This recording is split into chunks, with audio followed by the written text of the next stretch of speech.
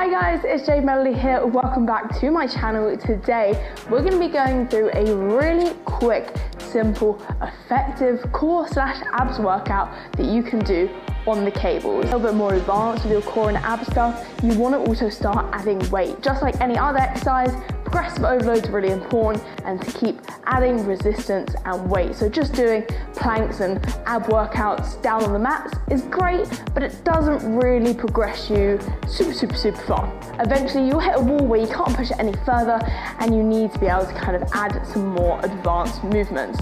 So in come the cables, where we can add weight and more advanced movements to really push the core and the abs to the limit. So jump yourself over to some cables. We're going to dive straight into this workout and get those abs on fire. So starting this circuit off, we are going to begin with some cable crunches, which are a quite common cable exercise, often performed incorrectly though. So on this one, we want to set the cable quite high, and you can use either two handle attachments or you could use the rope attachment. I find two handles to be easier.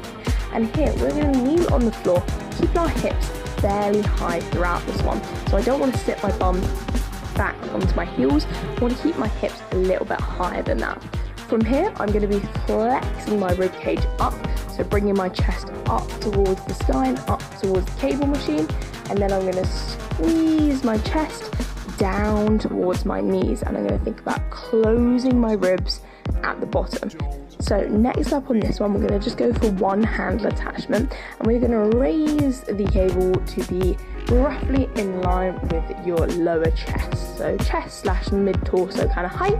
We're going to be doing some rotations here, so we're going to go for straight arms facing chest towards the cable, and then rotating 180 degrees to face chest completely away from the cables. We're going to be using our core to move our spine through this one, and we're looking to keep feet and legs and hips relatively still on this one. So we don't really want to be moving our legs around too much.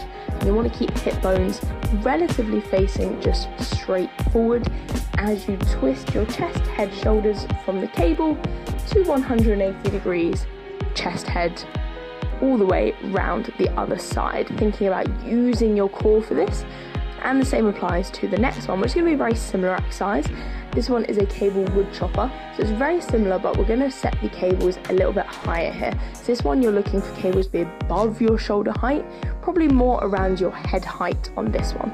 We'll then be doing similar things, so keep your legs still, nice and straight, your hips fairly still as well. And we're going to face our chest, shoulders and head diagonally up towards the cable. We are then going to chop, but just like a wood chop, diagonal line all the way down, and that is going to cross your body. So we're looking to make a diagonal line again with straight arms and diagonally cross them all the way to the other side. So looking to come from high all the way down to low. Next exercise, we are going to go for a cable side bend. So this one, we're going to drop the cable all the way down to the bottom or fairly low towards the floor.